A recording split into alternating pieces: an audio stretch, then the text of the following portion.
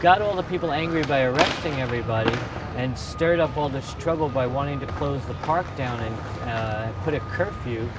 This escalated into a major riot the week after, where people saw, okay, our freedoms are getting crushed, we're not allowed to play drums in here anymore. Eventually they just want to sit still and don't breathe.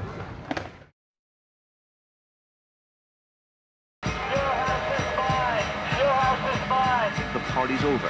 The party's over. Your house is mine.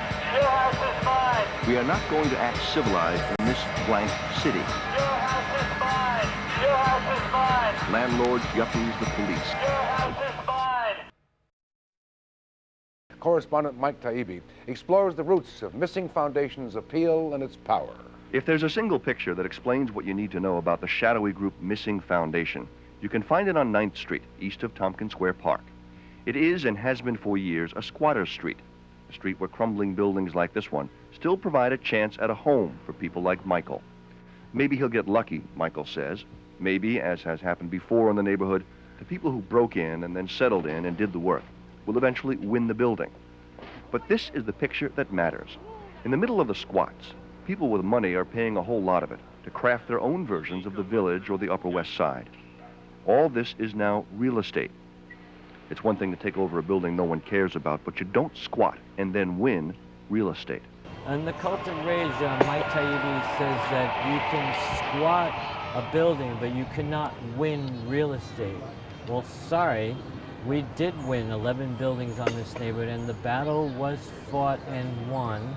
They now bought all their buildings for $1. And so there's some battles in this world. Had everybody in America gone out into the streets and said, I want medical benefits and I want dental, we'd have medical and we'd have dental. Thus, when Missing Foundation began showing up on street corners and in vacant storefronts a couple of years ago, shouting, "Your house is mine," there was a waiting audience.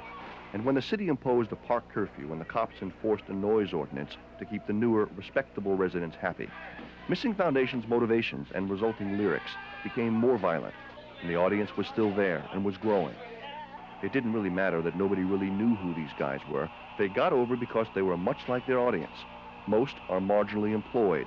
The 3 members we got to talk to say all of the members of the group are squatters. Just for the record, all the Missing Foundation people are all high-tech people. We all went to college, we all have degrees, a lot of them, and we're not just some dumb squatters. We really do believe in helping the homeless. I used to make 150 peanut butter and jelly sandwiches for the homeless. And okay, they used to complain they don't like peanut butter and they used to throw it back. And we used to have a battle with that stuff, you know, and okay, but then when I needed a peanut butter and jelly sandwich, I had no money, I was down and out. The squatters left me on the street to die here in 1993. And that's when I left New York. I got tired of the whole thing. It's hard not to be a hypocrite in this society with the way everything's running. If you want to save the water, then stop dumping the film developer down the sink. Missing Foundation leader Peter Colangelo lives in a squat building by the river, a slab of the city where the only remaining families arm the children with knives and razors, where the drug people not only buy and sell and enforce in the open, they shoot up too. All y'all who drink that wine need to go for a week, right? There's much about the Lower East Side that's familiar to anybody who's followed the increasingly grim tale of New York's haves and have-nots. But food giveaways and food lines are one thing. There are homeless everywhere in the city. What is different about the Lower East Side now is that those with the thinnest hopes and meager expectations could live here, they have for years, and now feel they can't. Now feel they're being invaded, now are enraged, and don't see a solution. The local witches' covens, psychedelic temples, toothless anarchist groups, and public drug use advocates couldn't provide a suggestion of a solution. But Missing Foundation came on with much stronger stuff. Tapping into that brimming well of paranoia and rage, they spat back their own interpretations. Their public jumped into the rumble willingly. And even though some in the audience would inevitably get whacked, it was amazing when we screened the group's home video to see and listen to the reaction after each explosion.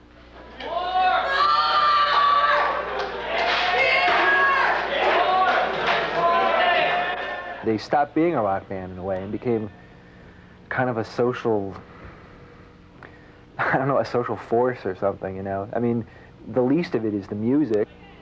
but they're real power, and what they really are about is just kind of messing with the structure. And watch and listen to what happened when group leader Peter Colangelo set himself on fire at the conclusion of this Boston performance. Shake your hand. I think it's really cool. I want to burn. I want to die. The reason why we used a lot of fire in Missing Foundation is because, one, it causes panic. I kind of like panic. I think panic's a lot of fun. Panic is always a good thing, and fire is always visually very intriguing to me. I always like to play with fire for some reason, and so if I light myself on fire, I didn't think anything about it. Pastor Bob Wallenberg of the Lutheran Church told producer Anna Phillips he's been counseling a former member who quit the group this past summer. He broke away with it simply because he felt that it wasn't the music that was the primary interest.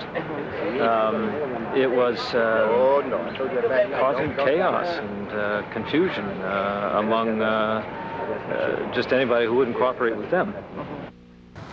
On the Cult of Rage, there is a priest on there who says that a member of Missing Foundation seeked help from the group. And okay, I know all the members, and none of our members went to seek help with this priest. I don't know how much he got paid to trash me on the TV special. And you have to wonder if it was more than chaos and confusion. In the group leader's trashed basement headquarters, the landlord found evidence of satanic worship and ritual animal sacrifices. The group says in its manifesto that God lies, Satan lies within you. And for the past year at the band shell at East River Park, beneath the symbols and the name of Missing Foundation, an unknown group has been killing and dismembering cats and birds and other small animals for the purpose of satanic ritual. The homeless man who lives beneath the band shell has seen and heard it all, and so have the kids who play in the abandoned amphitheater. I seen two men dressed in white, and they go down there and they be talking about the devil, and they say that God doesn't exist, that the only one exists is the devil. And I saw them one time, they were killing a squirrel. They were cutting his neck up with the knife. He's talking about a squirrel that they cut up, and they're talking about devil is alive and God is dead and all this. Okay, that kid was paid by Mike Taibbi. They gave him some cheeseburgers at McDonald's to say all that stuff. I don't even know who that kid is. But if there is any satanic cult worship associated with Missing Foundation, and the group had a lawyer call us to deny there is, it might only be fashion. But it is not speculation to say that Missing Foundation means it when its lyrics shout, "The party's over," and when it advocates violence and attacks against cops, yuppies, landlords. The system is corrupt, right? Yeah. And it works purely for the benefit of the establishment, and is enforced by hypocrites in uniform. Yeah. And the bottom line is we have to change that so that people can live like decent human beings. The group's latest album is a celebration of the Tompkins Square Park riot. Group members were among those arrested and seen throwing bottles and trash cans and setting fires. Peter Colangelo was kicked out of the club in Boston after he and his group trashed the place. That's usually how Missing Foundation performances end. But he's not alone, and his group's message has spread like ragweed through his rumbling New York neighborhood. When people feel the economic crunch and you can't have the life others have, you get dangerous. Mike Taibbi, Channel 2 News. I saw an old woman during the riot burning a garbage can. She lit it all on fire, and then she went back in her house. And that kind of woke me up. Okay, the old people are angry too. Everybody's angry here. In the end, okay, the Lower East Side is, to me, it's a void, a dead place, not a place to live, a wiped out place, washed out. It was everything we had predicted in the past all came true here on the Lower East Side. Everything that we wanted to change here and wanted to preserve, any kind of speck of alternative culture got wiped out. They hate alternative culture, and that's what Missing Foundation is. It's an anti-commercial alternative music band that was squashed by the government, by the FBI, by the people.